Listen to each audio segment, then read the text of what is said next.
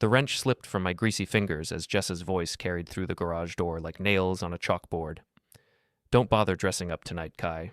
My sister only notices real men. I wiped my hands on the shop rag, staring at the engine I'd been rebuilding for the past 3 hours. Real men. Right. Because apparently owning a successful auto repair business and keeping our mortgage paid didn't qualify me for that exclusive club. Guess I'll wear the suit I bought for my own funeral, I muttered to the empty garage, then caught myself. Even my dark humor was getting darker these days. The Dornell family dinner. Every month, like clockwork, we'd drive out to her parents' sprawling colonial in Brookline, where I'd sit through 2 hours of thinly veiled insults about my blue-collar background while Jessa's sister Ayla charmed everyone with stories from her real estate empire. But tonight felt different. Jessa had been acting strange all week. Secretive phone calls, mysterious errands, and that particular smile she wore when she was planning something. The same smile she'd had when she convinced me to co-sign for her BMW 3 years ago. I walked into the house through the kitchen, where Jessa stood at the island, perfectly dressed in her corporate armor, navy blazer, pearls, and that icy expression she'd perfected during her climb up the PR ladder at Morrison & Associates. "You're late," she said, without looking up from her phone. Traffic was brutal on Route 2, I lied. Truth was, I'd spent an extra hour at the shop because going home meant dealing with whatever game she was playing. She finally glanced up, taking in my work clothes with obvious disgust. "Shower, now, and try to find something that doesn't scream mechanic." "What's wrong with being a mechanic?" I asked, though I already knew the answer. Everything, according to my wife of 8 years. "Nothing, if you want to stay one forever." She returned to her phone, fingers flying across the screen. I headed upstairs, pausing at the top to look back. Jessa was smiling at whatever message she'd just received, the kind of smile I hadn't seen directed at me in months. Maybe years. 20 minutes later, I emerged from our bedroom wearing my best suit. Navy blue, tailored, the one I'd bought for our anniversary dinner last year, the one she'd barely noticed because she'd spent the entire evening checking her phone. Jessa was waiting by the front door, keys in hand, and for a split second, something flickered across her face. Surprise? Annoyance?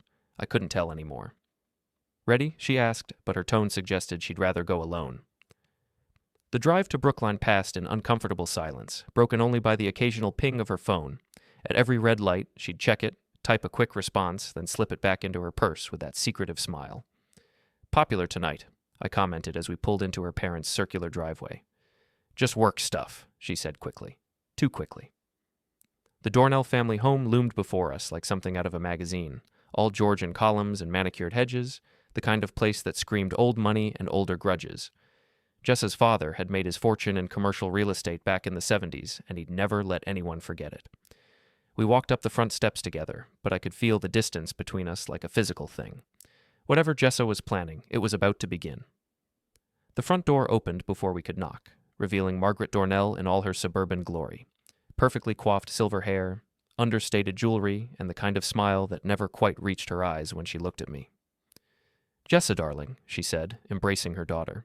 Then, with considerably less enthusiasm, "Kai." "Mrs. Dornell," I replied, stepping forward with the bottle I'd brought. "I picked up a bottle of that bourbon your husband likes. The 20-year Pappy Van Winkle." Her eyebrows shot up. That particular bottle cost more than most people spent on groceries in a month, and we both knew it. What she didn't know was that I'd found the cash in Jessa's jewelry box. $300 in crisp 20s, hidden behind her grandmother's brooch. "How thoughtful," Margaret said, accepting the bottle with obvious confusion. We entered the formal living room, where the rest of the family had gathered. Richard Dornell stood by the fireplace, looking every inch the successful businessman in his cashmere sweater and perfectly pressed slacks. And there, curled up on the leather sofa like a cat in a sunbeam, was Ayla. Jessa's younger sister had always been the family favorite, and it wasn't hard to see why. Where Jessa was sharp angles and calculated moves, Ayla was all curves and easy laughter. Tonight she wore a simple black dress that probably cost more than my monthly insurance payment, but she made it look effortless.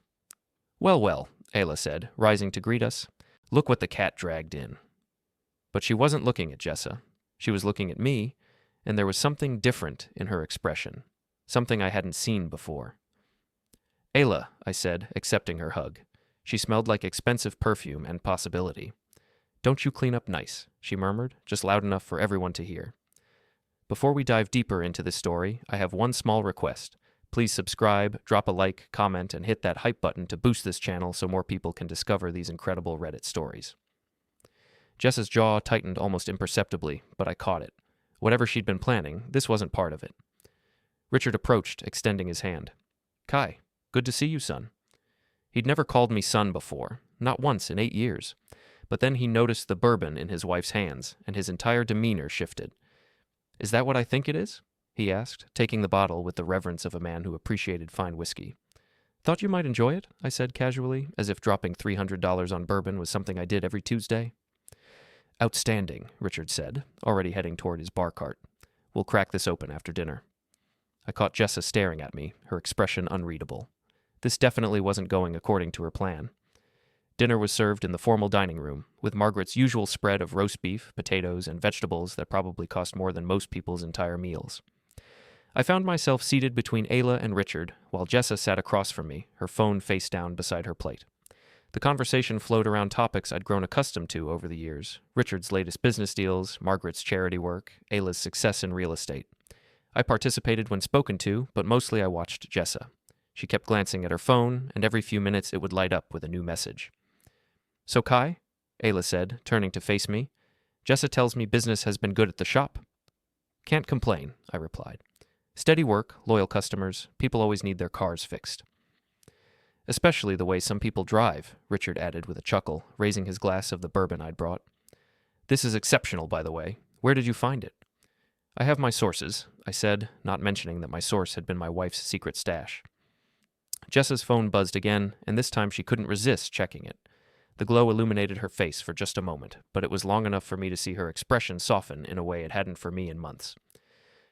Expecting something important? I asked. She looked up, startled, as if she'd forgotten where she was.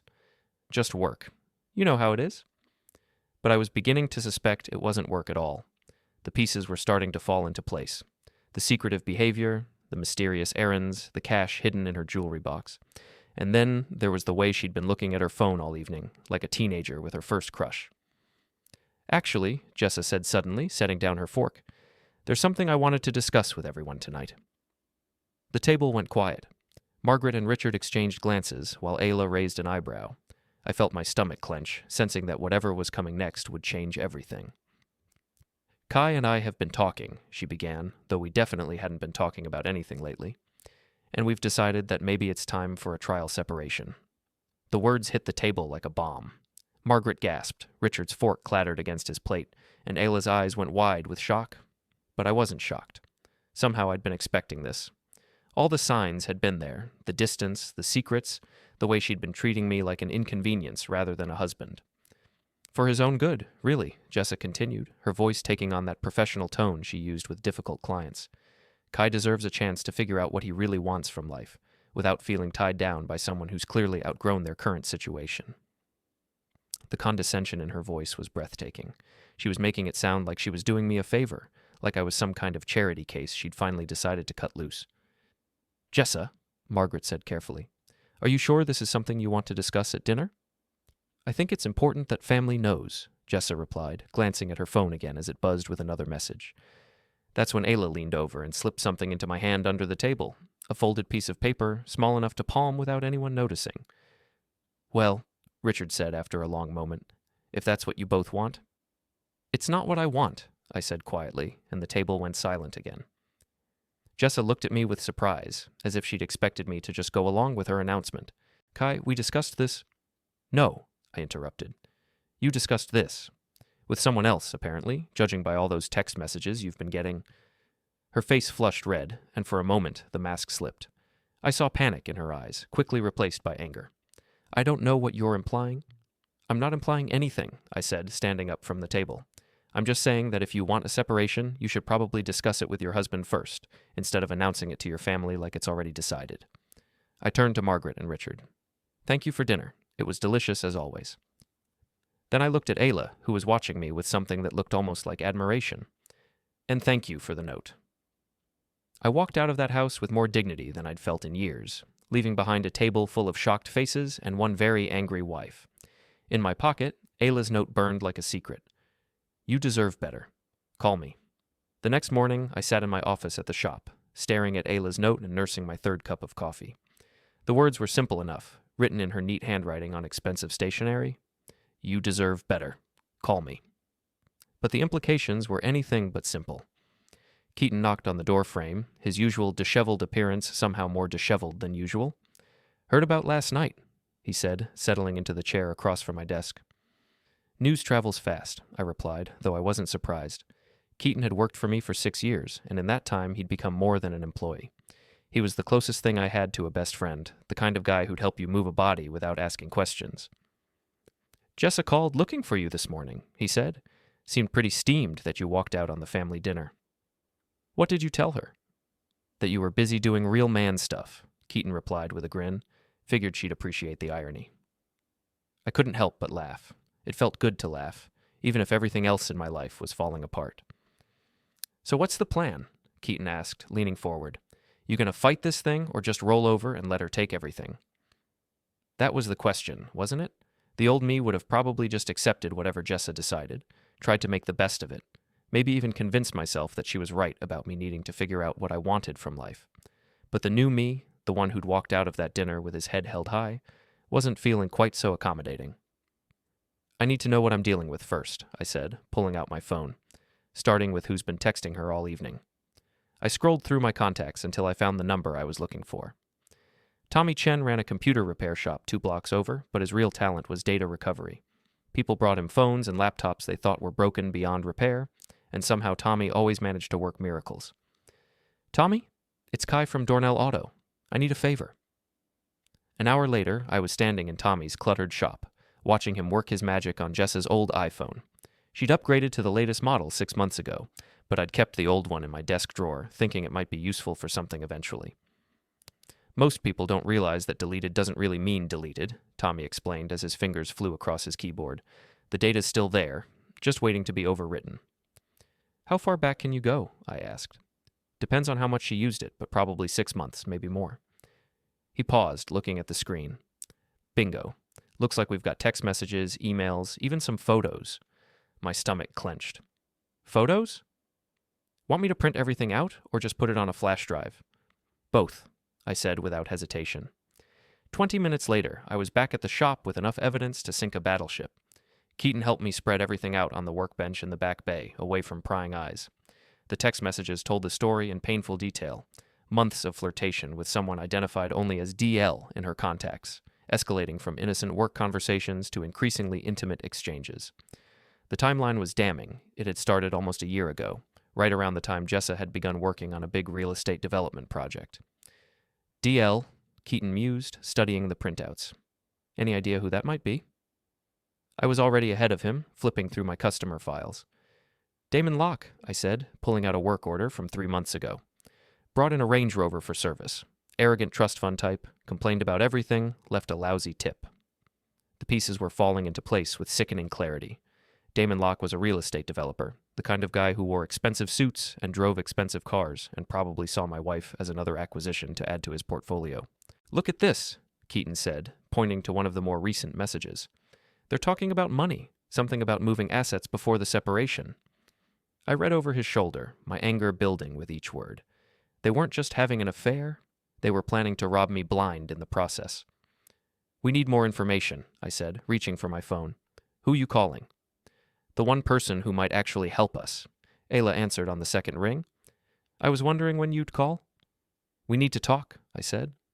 "But not over the phone."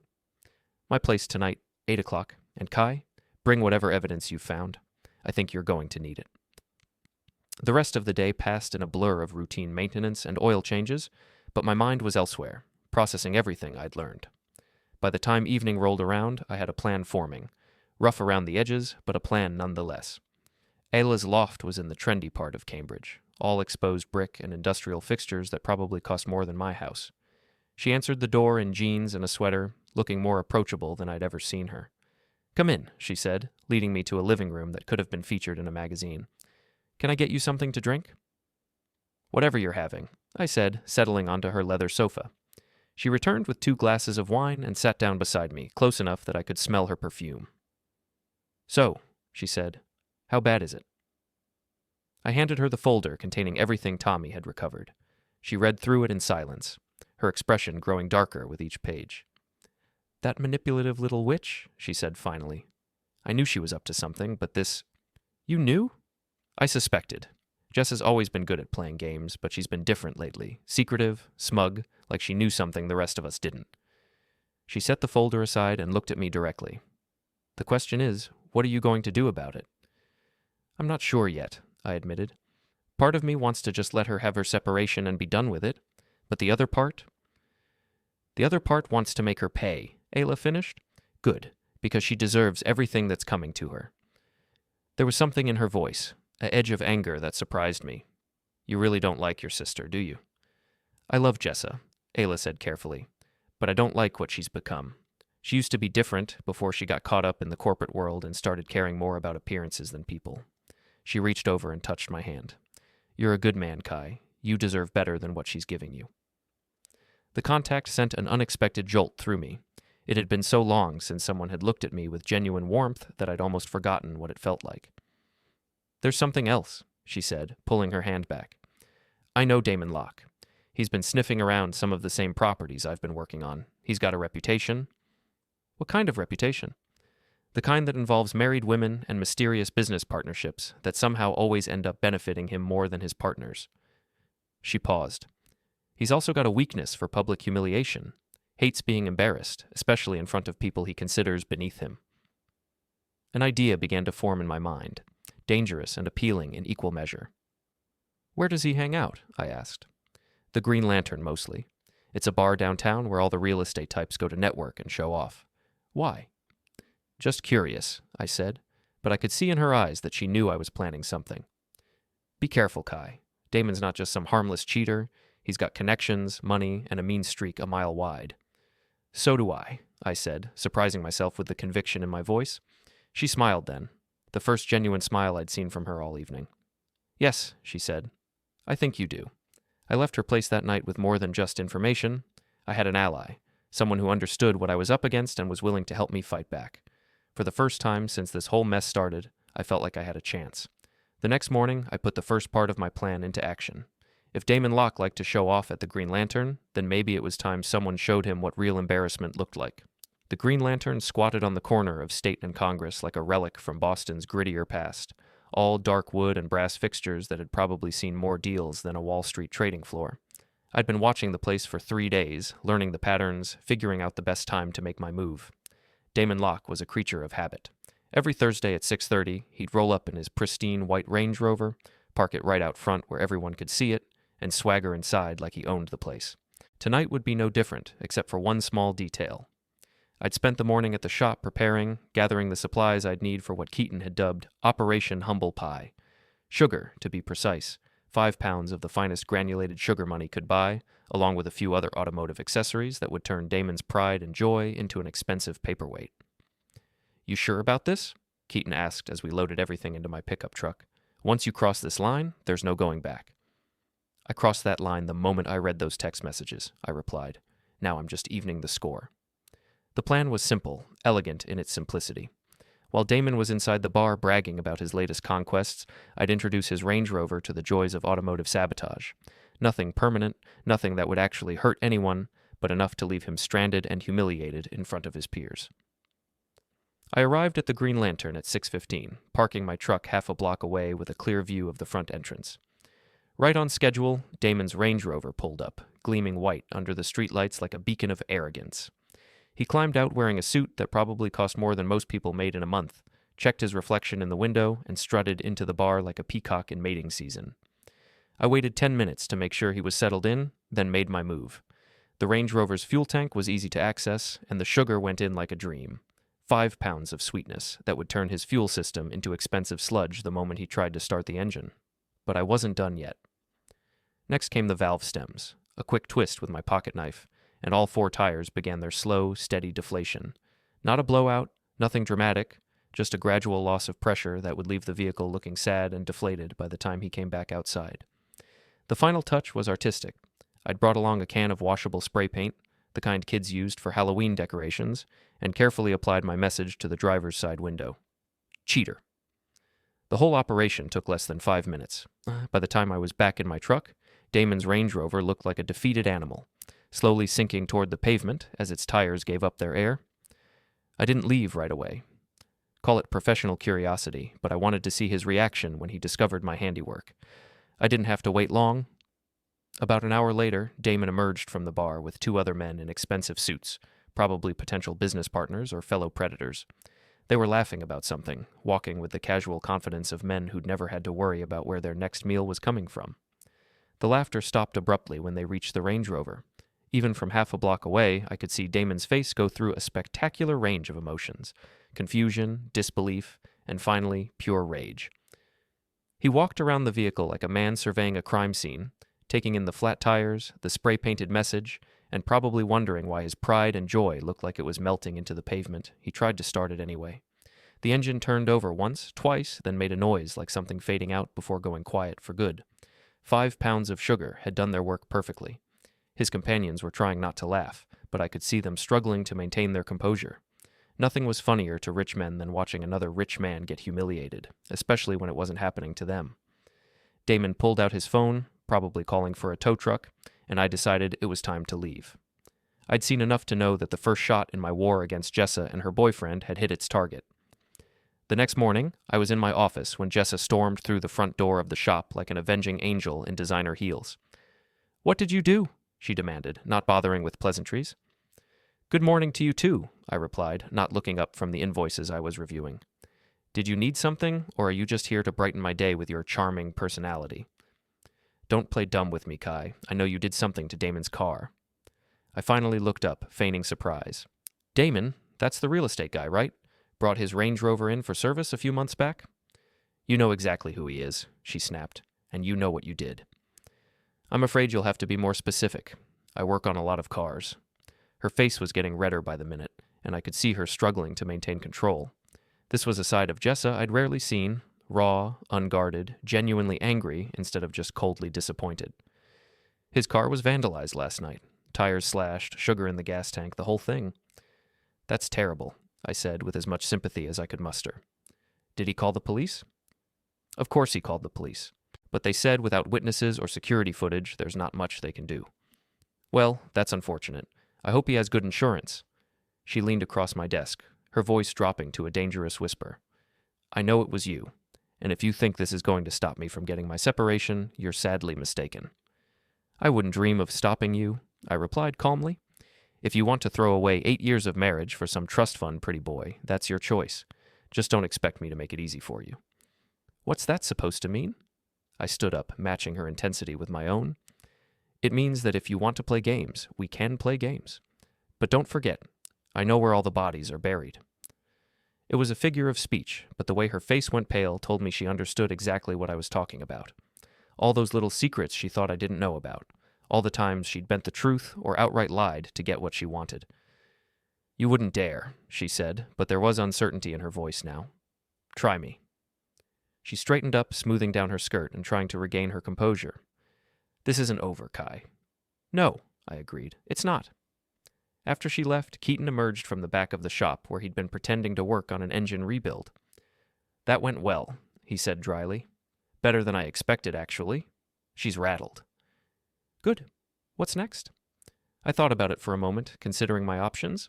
The car vandalism had been satisfying, but it was just the opening move. If I wanted to really make an impact, I needed to hit them where it would hurt the most, their reputations. "Time to gather some more intelligence," I said, "and I think I know just the person to help us." That evening, I called Ayla and suggested we meet at the Green Lantern. If it was good enough for Damon Locke and his crowd, it was good enough for us. Besides, I wanted to see if my handiwork from the night before had become part of the local gossip mill. Ayla was already there when I arrived, sitting at the bar nursing a martini and chatting with the bartender, a weathered woman in her 50s who looked like she'd heard every story in the book. "Kai," Ayla said as I approached, "meet Barb. She's been pouring drinks here for 20 years and knows everyone worth knowing." Barb extended a hand that was surprisingly strong. "Heard about you," she said with a grin. "You're the guy who's married to that ice queen from Morrison and Associates." "That would be me," I replied, taking the seat next to Ayla, "though I'm not sure how much longer the married part is going to last." "Probably for the best," Barb said, pulling a beer from the cooler without being asked. "That woman's been in here 3 times in the past month, always with the same guy. Real piece of work, that one." "Damon Locke?" I asked. "That's him. Fancy car, fancy clothes, fancy attitude. At least he had a fancy car until someone taught him a lesson last night. I tried to look curious rather than guilty. What happened? Someone turned his Range Rover into modern art, Barb said with obvious satisfaction. Tires flat, engine ruined, the whole 9 yards. Couldn't have happened to a nicer guy. Any idea who might have done it? Ayla asked innocently. Could have been anyone, Barb replied. Damon's got a talent for making enemies. Just last week he was in here bragging about how he was going to upgrade from his current situation, if you know what I mean. I knew exactly what she meant, and the knowledge made my anger burn even hotter. He say anything else? I asked. Just the usual garbage about how smart he was, how he'd figured out a way to get everything he wanted without having to work for it. Barb leaned closer, lowering her voice. Between you and me, I think he's been planning this thing with your wife for months. They've got it all worked out. The separation, the asset division, everything. Is that so? I said, my voice carefully neutral. That's what it sounded like to me. But hey, what do I know? I just served the drinks. What she knew, I realized, was quite a lot, and what she'd just told me was going to make the next phase of my plan much easier to execute. Barb, I said, pulling out my wallet, let me buy you a drink. I have a feeling we're going to be very good friends. The confrontation came sooner than I expected. I was closing up the shop on Friday evening when Jessa's BMW pulled into the parking lot, followed immediately by a white rental car that I recognized as Damon's temporary transportation. They got out like they were staging an intervention, Jessa in her corporate battle armor, Damon in a suit that probably cost more than most people's monthly salary. I could see the anger radiating from both of them as they approached the front door. I let them knock twice before opening it. We need to talk, Jessa said without preamble. Do we? I replied, not moving aside to let them in, because I thought you'd made your position pretty clear at the family dinner. Let us in, Kai, Damon said, his voice carrying the kind of authority that probably worked well in boardrooms but didn't impress me much. We're here to make you an offer. An offer? I stepped back and gestured them inside, curious despite myself. This should be interesting. They followed me into the office, where I settled behind my desk while they remained standing. It was a subtle power play, making them come to me, forcing them to look down at me while I remained comfortable and in control of my own space. We know you've been acting out, Jessa began, and we understand that you're upset about the separation, but this vandalism has to stop. Vandalism? I raised an eyebrow. That's a serious accusation. Do you have any proof?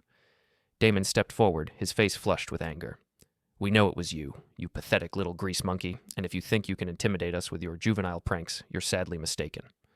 The insult hung in the air between us like a challenge. I could feel my own anger rising, but I kept my voice level and calm. Careful, Damon. You're in my shop now, not some fancy cocktail party. Here, being a grease monkey is actually a useful skill. Is that a threat? He asked, taking another step closer. It's a fact, I replied, standing up slowly. Just like it's a fact that your girlfriend here has been planning to rob me blind while she plays house with you. Jessa's face went white. I don't know what you're talking about. Sure you do. I opened my desk drawer and pulled out a folder containing copies of all the evidence Tommy had recovered from her old phone. Want me to read some of your text messages out loud? I particularly enjoyed the one where you called me a useful idiot who doesn't suspect a thing. The color drained from Damon's face as well. They'd both assumed I was just some blue-collar guy who'd roll over and accept whatever they decided to do to me.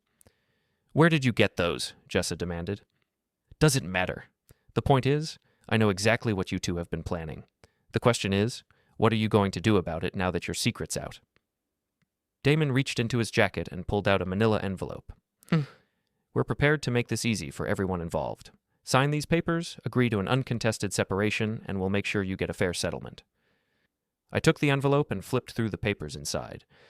It was a separation agreement, all right, but there was nothing fair about it.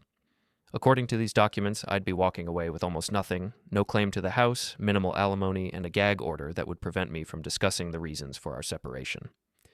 This is your idea of fair? I asked, tossing the papers back onto the desk. It's more than you deserve, Damon said. Jessa could take you for everything you've got if she wanted to. This way, you get to keep your little garage and your dignity. My dignity? I laughed, but there was no humor in it. That's rich, coming from a guy who specializes in breaking up marriages. I didn't break up anything, Damon replied. Your marriage was already over. I just helped Jessa realize what she was missing. That's when I lost it. I came around the desk faster than either of them expected, and before Damon could react, I had him pressed against the wall with my forearm across his throat. Not hard enough to hurt him, but hard enough to get his attention. "Let me explain something to you," I said quietly. "This is my shop, my territory, my rules. And rule number 1 is that you don't get to come in here and insult me while you're stealing my wife." "Kai, stop," Jessa said, but she made no move to help her boyfriend. "Rule number 2, I continued, "is that if you ever call me a grease monkey again, I'll show you exactly what these hands can do when they're not fixing engines." Damon's eyes were wide with fear, and I could feel him trembling against the wall. For all his expensive clothes and arrogant attitude, he was just another spoiled rich boy who'd never been in a real fight in his life. "Do we understand each other?" I asked. He nodded quickly, and I stepped back, letting him go. He immediately moved to put Jessa between us, straightening his tie with shaking hands.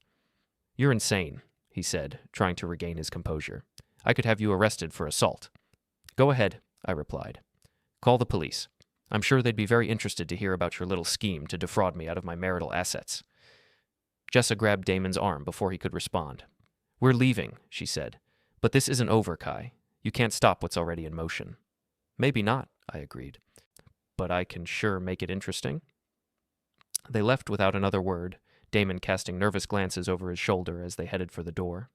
I watched through the window as they got into their cars, saw them having what looked like a heated argument before finally driving away. My hands were shaking as I locked up the shop. The confrontation had been more intense than I'd expected, and I wasn't sure if I'd won or just made everything worse. My phone rang as I was walking to my truck. Ayla's name appeared on the screen. "I just got off the phone with Jessa," she said without preamble. "She's furious. What happened?" "They came to the shop with some kind of settlement offer. It didn't go well." "Are you okay?" The concern in her voice was genuine, and it hit me harder than I'd expected. When was the last time someone had asked if I was okay and actually cared about the answer? "I'm fine," I said, "but I think I just declared war." "Good," she replied. "It's about time someone stood up to my sister. She's been getting away with this kind of manipulation for too long." "This is going to get ugly, Ayla. Are you sure you want to be involved?" "I'm already involved," she said. "Besides, someone needs to watch your back, and I know exactly how to hurt them where it counts." "What do you mean?" "Reputation, Kai. In their world, reputation is everything. Jessa's built her whole career on being the perfect corporate wife, and Damon's business depends on people trusting him with their money. What do you think would happen if word got out about what they've been doing?" I thought about it for a moment, considering the possibilities. "It would destroy them both." "Exactly. And I know just the people to help us spread the word." "Ayla, I can't ask you to." "You're not asking," she interrupted. "I'm offering. Jessa made her choice when she decided to humiliate you at that family dinner. Now she gets to live with the consequences." That night, I lay in my empty bed staring at the ceiling, thinking about how much my life had changed in just a few days. A week ago, I'd been a married man with a successful business and a future that seemed predictable, if not particularly exciting. Now I was a man at war, fighting for my dignity and my financial survival against two people who thought they were smarter than me. The old Kai would have been terrified by the prospect. The new Kai was looking forward to the challenge, because if there was one thing I'd learned in my years as a mechanic, it was that the most expensive machines were often the most fragile, and Jessa and Damon, for all their money and connections, were about to discover just how much damage one determined grease monkey could do. The call came at 7 in the morning, jarring me awake from the first decent sleep I'd had in days. "Kai, it's Mason," the voice said. "Ayla's friend. We need to meet." I sat up in bed, instantly alert. Mason was Ayla's ex-boyfriend, a detective with the Boston Police Department who'd remained friends with her after their relationship ended. According to Ayla, he was one of the good ones, honest, thorough, and completely incorruptible. "What's going on?" I asked. "Can't talk about it over the phone. Meet me at Sullivan's Diner on Cambridge Street in an hour. Come alone." The line went silent, leaving me staring at my phone and wondering what fresh crisis was about to unfold. Sullivan's Diner was the kind of place where cops and construction workers grabbed coffee before their shifts, all cracked vinyl booths and fluorescent lighting that had seen better decades. Mason was already there when I arrived, sitting in a corner booth with his back to the wall and a clear view of the entrance. He was exactly what I'd expected from Ayla's description. Mid-40s, graying hair, the kind of steady presence that probably made witnesses want to confess their secrets. He stood up as I approached, extending a firm handshake. "Thanks for coming," he said as we settled into the booth. "Ayla told me about your situation. I wanted to give you a heads up about what you're dealing with." A waitress appeared with coffee without being asked, the kind of service that came from being a regular. Mason waited until she was out of earshot before continuing. I ran some background checks on your wife's boyfriend, he said quietly. Damon Locke isn't just some rich kid playing real estate developer. He's got a history. What kind of history? Mason pulled out a manila folder and slid it across the table. 3 other women, all married, all ended up divorced and financially ruined after getting involved with him. There's a pattern here, and your wife is just the latest victim. I opened the folder and scanned the documents inside. Police reports, court filings, financial records, all painting a picture of a predator who specialized in targeting unhappy wives with assets worth stealing. This is his business model, I said, the pieces falling into place. Looks that way. He finds women who are dissatisfied with their marriages, seduces them, convinces them to leave their husbands, then somehow ends up with most of their money when the dust settles. And the police never caught on? Hard to prove when the victims don't want to prosecute. These women were so embarrassed by what happened that they just wanted to disappear and start over. I studied the photographs in the file. 3 women who looked remarkably similar to Jessa. Successful, attractive, married to blue-collar men who probably never saw it coming. Why are you showing me this? I asked. Because Ayla asked me to, and because I've seen too many good people get destroyed by parasites like Damon Locke. Mason leaned forward, his voice dropping even lower. But mostly because I think you might be the first person with the resources and motivation to actually fight back. What do you mean? The other husbands were all caught off guard. They didn't see it coming until it was too late, and by then they were too broken to fight effectively. But you're different. You figured out what was happening early, and you're not the type to just roll over and accept it. He was right about that. The old me might have been that type, but the new me had tasted victory when I'd watched Damon discover his vandalized Range Rover, and I wanted more. What would you suggest? I asked. Document everything. Keep records of every interaction, every threat, every attempt to manipulate or intimidate you. And whatever you do, don't let them bait you into doing something stupid that could be used against you later. Like what happened at the shop yesterday? Mason's expression sharpened. What happened at the shop? I told him about the confrontation, about how I'd pressed Damon against the wall and threatened him. Mason listened without interruption, his cop instincts probably cataloging every detail. That was dangerous, he said when I finished. If he'd called it in, you could have been arrested for assault. But he didn't call it in. No, because he can't afford to have the police looking too closely at his business. But next time, he might not have a choice. So what do? Be smarter than he is. Use his own tactics against him. And remember, in a war like this, information is your most powerful weapon. I left the diner with a new understanding of what I was up against. This wasn't just about a cheating wife and her boyfriend, it was about a professional con artist who'd made a career out of destroying marriages and stealing assets. But I also left with something else, a growing network of allies who were willing to help me fight back. The next phase of my plan began that afternoon at the shop. I'd been thinking about what Mason had said about documentation, and I realized I needed to be more systematic about gathering evidence. I called Tommy at his computer repair shop and asked him to meet me after hours. When he arrived, I laid out exactly what I needed, a comprehensive surveillance system that could monitor my home, my business, and anywhere else Jessa and Damon might try to confront me. You want to record everything? Tommy asked, studying my sketched-out plan. Everything, I confirmed. Audio, video, phone calls, text messages, the works. If they're going to try to frame me for something, I want proof of what really happened. This is going to be expensive, he warned. I don't care about the cost. I care about protecting myself. Tommy nodded slowly. Give me 3 days. I'll set you up with a system that would make the FBI jealous. While Tommy worked on the surveillance system, I focused on the other part of Mason's advice, using Damon's own tactics against him. If he specialized in destroying reputations and stealing assets, then maybe it was time someone gave him a taste of his own medicine. I started with social media. Damon had profiles on all the major platforms, carefully curated to project an image of success and sophistication. Photos of expensive cars, luxury vacations, and business meetings with important-looking people. But social media was a double-edged sword. The same platforms that allowed him to show off his lifestyle also made him vulnerable to having that image destroyed. I created several anonymous accounts and began leaving comments on his posts.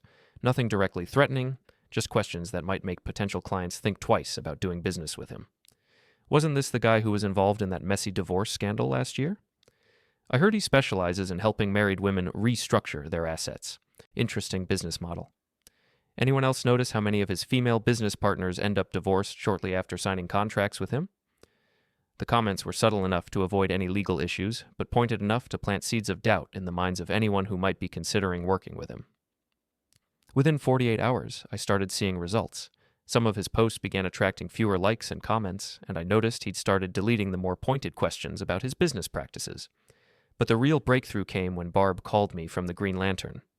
"You need to get down here," she said. "Your wife and her boyfriend are having a very public argument, and it's getting interesting."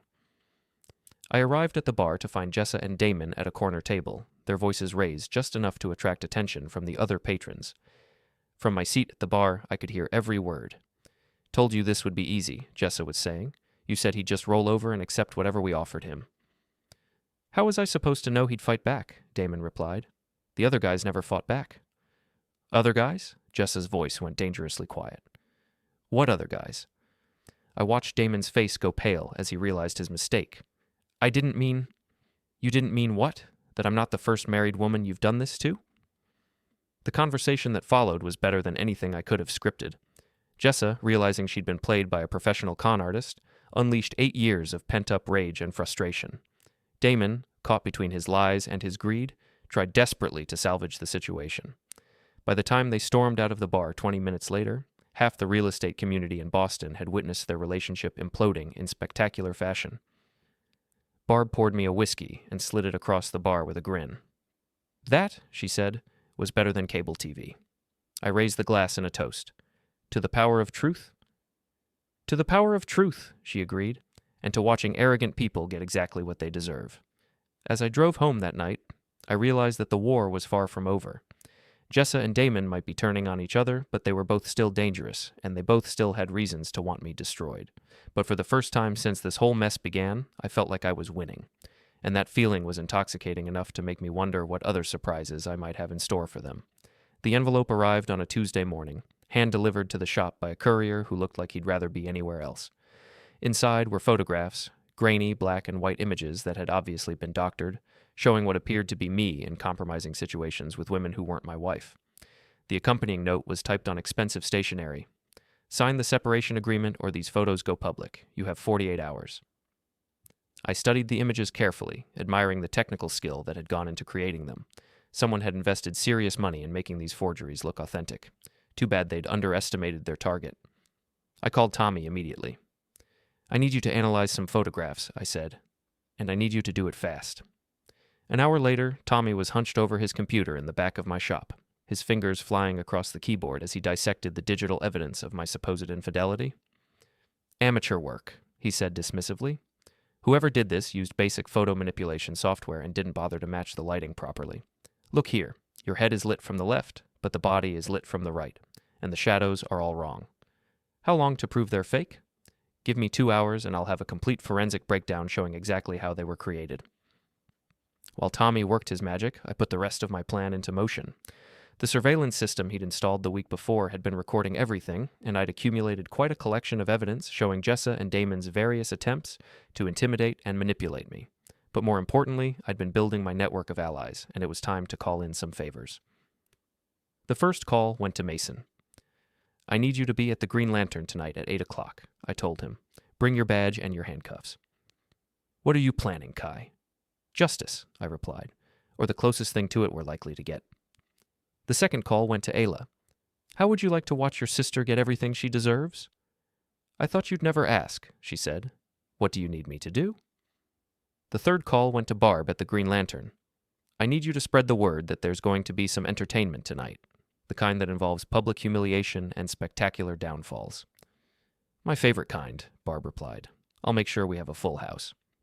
The final call went to Jessa herself. I got your package," I said when she answered. "We need to talk." "I told you what would happen if you didn't sign those papers," she said, but I could hear the uncertainty in her voice. "Meet me at the Green Lantern tonight at 8. Come alone and bring your boyfriend. We'll settle this once and for all." "Why there?" "Because it's neutral territory, and because I want witnesses to what happens next."